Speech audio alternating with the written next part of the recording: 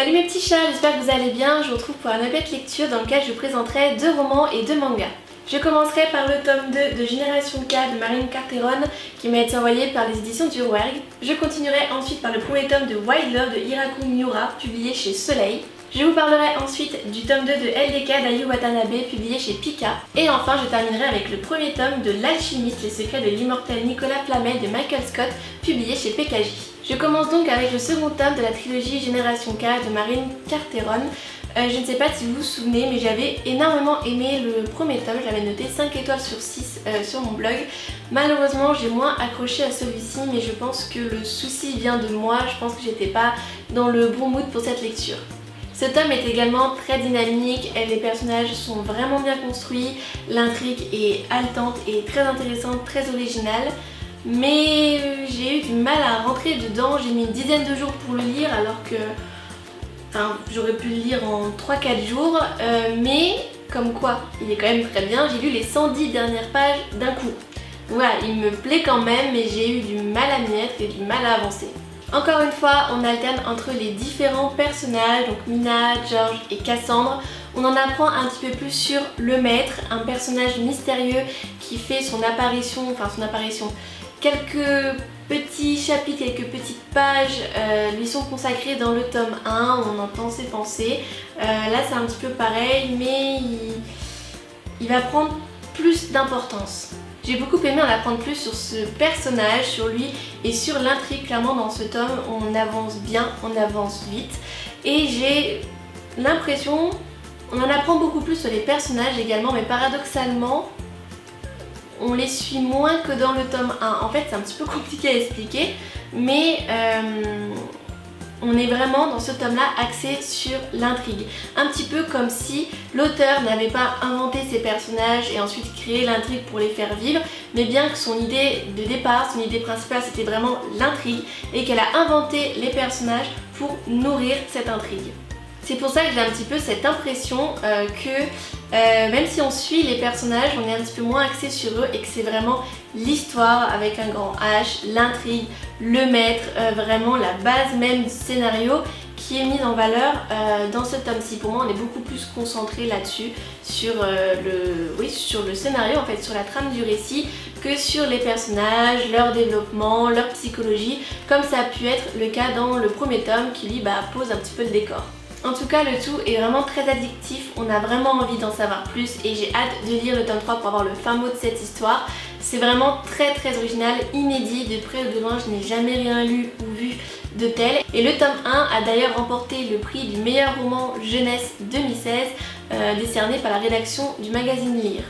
C'est assez rare qu'un livre ne me plaise pas et ça l'est encore plus qu'un livre ait une notation négative sur mon blog, mais c'est le cas pour ce manga, le premier tome de Wild Love d'Hiraku Miura publié chez Soleil. Ce livre a été noté sur mon blog 2 sur 6, donc voilà, pas la moyenne, parce que j'étais très déçue, je l'ai trouvé fade et sans profondeur. J'ai tout d'abord été charmée par la couverture que je trouve très jolie, j'aime beaucoup les couleurs, beaucoup le mouvement, beaucoup les dessins. Et d'ailleurs en parlant de dessins, à première vue, j'ai beaucoup apprécié le coup de crayon de la mangaka. Mais finalement, au cours de ma lecture, je me suis rendu compte que c'était pas ça, il me manquait un petit quelque chose. Sur la 4e de couverture, il y a la mention pour public averti et c'est vrai qu'il y a des scènes assez chaudes, mais c'est un euphémisme de dire qu'il y a des scènes, voilà, c'est un petit peu que ça. Et c'est ce qui m'a dérangée parce que encore dans un scénario porté sur le sexe où c'est bien amené, bien construit, carrément une histoire. En soi ça ne me dérange pas, il en faut pour tout le monde, voilà, il y a des histoires avec beaucoup de sexe, des histoires avec pas de sexe du tout, voilà. Mais là j'ai l'impression que c'était vraiment du sexe pour du sexe, il n'y avait vraiment pas d'intérêt et que l'histoire passe au second plan parce que vraiment la sexualité occupe le devant de la scène. On a le héros masculin qui est pervers, bizarre, qui ne pense qu'à ça clairement et qui tire même en fait son énergie de cette activité. De l'autre côté, on a l'héroïne principale Yuzuki Madoka qui elle est très naïve, très nunuche. Alors vous le savez si vous me suivez, j'ai un problème avec ça, mais là c'est vraiment puissance 10 milliards. c'est même un petit peu affolant et ça m'a énervée, vraiment. J'ai eu du mal à le finir. Et pour vous donner un exemple, à un moment dans un centre commercial, elle va croiser un homme qu'elle va bousculer, si mes souvenirs sont exacts. Et cet homme-là tient une boutique et va lui demander de passer le lendemain. Donc elle va lui promettre de venir. Et le lendemain, une fois devant chez lui, elle va dire ah quand même, je sais pas qui c'est, je le connais pas, je sais même pas ce que c'est vraiment comme boutique. Mais bon, je lui ai promis, je vais y aller. Bah entre nous, je trouve ça un petit peu étrange. Genre tu lui as promis, tu le connais ni d'Ève ni d'Adam, tu l'as juste croisé comme ça peut être un psychopathe.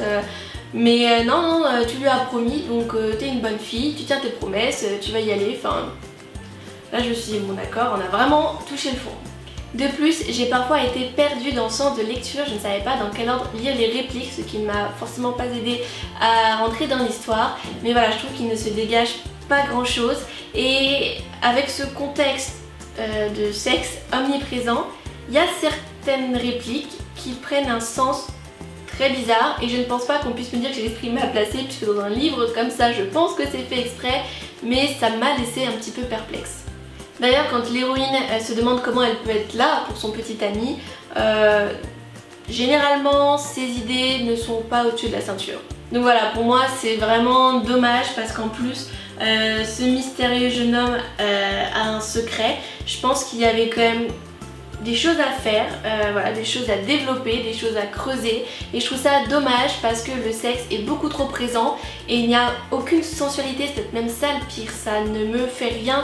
Ce n'est pas profond, c'est fade, il n'y a aucun intérêt et il ne se dégage rien, ce n'est absolument pas sensuel parce que bon encore la limite voilà, non là ça ne m'a pas du tout attendri, en 2-3 mouvements c'est fait, l'héroïne principale est un petit peu comme un objet sexuel donc non franchement c'est vraiment une déception. Alors j'ai le tome 2, peut-être que je vais le lire en me disant bah voilà peut-être que l'histoire cette fois-ci va vraiment occuper la place qu'elle devrait, mais ce tome là en tout cas est une déception. Je poursuis avec le tome 2 d'LDK d'Ayu Watanabe publié chez Pika. Et là c'est un shoujo que j'ai beaucoup aimé, donc je vais vous en parler très rapidement parce que c'est un manga, c'est un tome 2, c'est assez basique, voilà, c'est un shoujo, tout ce qu'il y a de plus shoujo. Donc je vais en parler rapidement. C'est un livre que j'ai beaucoup aimé, c'est frais, drôle, attendrissant, j'aime beaucoup les dessins.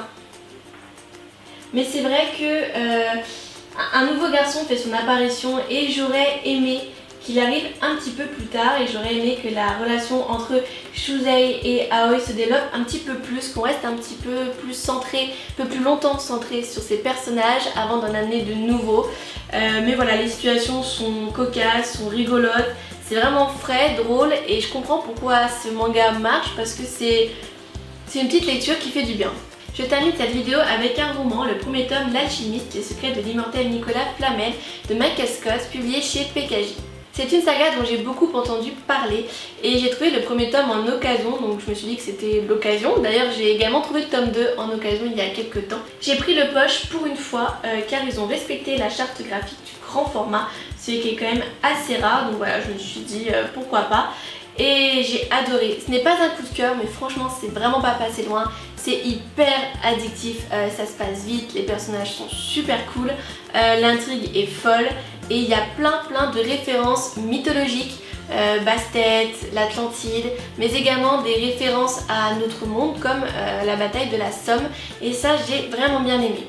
C'est d'autant plus intéressant et bien amené que l'auteur est spécialiste en mythologie et en folklore et j'ai d'ailleurs pour cette raison beaucoup aimé les notes de l'auteur à la fin. Je me doutais que ce serait très intéressant, je me suis pas trompée. Avec un tel profil, une telle spécialisation, c'était super intéressant de savoir un petit peu plus comment, quand, pourquoi il a écrit ce livre-là, c'était super intéressant, peut-être même autant que l'histoire en elle-même. Il n'y a pas d'introduction, on est de suite dans le vif du sujet et on apprend les choses au fur et à mesure, ce qui renforce ce sentiment de dynamisme. Je suis désolée si vous entendez un petit peu de bruit, c'est mon chat qui mange ses croquettes. C'est tellement dynamique que j'ai vraiment eu l'impression de regarder un film et pour vous dire, arrivé à la moitié du livre, j'ai été hyper surprise de me rendre compte que tout ce que j'avais lu jusqu'à présent se passait en une seule journée. Donc quand même, moi des fois je suis fatiguée mais je me dis que dans ce bouquin ils ont quand même des sacrées journées. Et du coup à ce moment-là j'ai regardé un petit peu la suite et je me suis rendu compte que le reste se passait dans une autre journée. Donc en fait tout ce livre, toutes ces aventures se passent en 2 jours.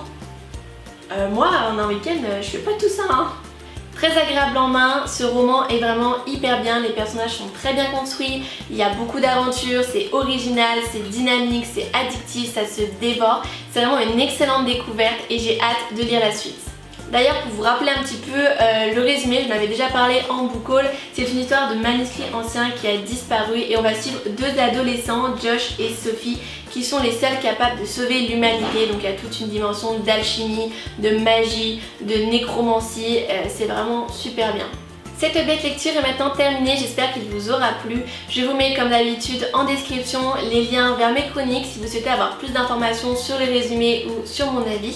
N'hésitez pas non plus à mettre un petit pouce bleu et à commenter si cette vidéo vous a plu et à vous abonner. Et je vous dis à très bientôt pour une nouvelle vidéo. Ciao!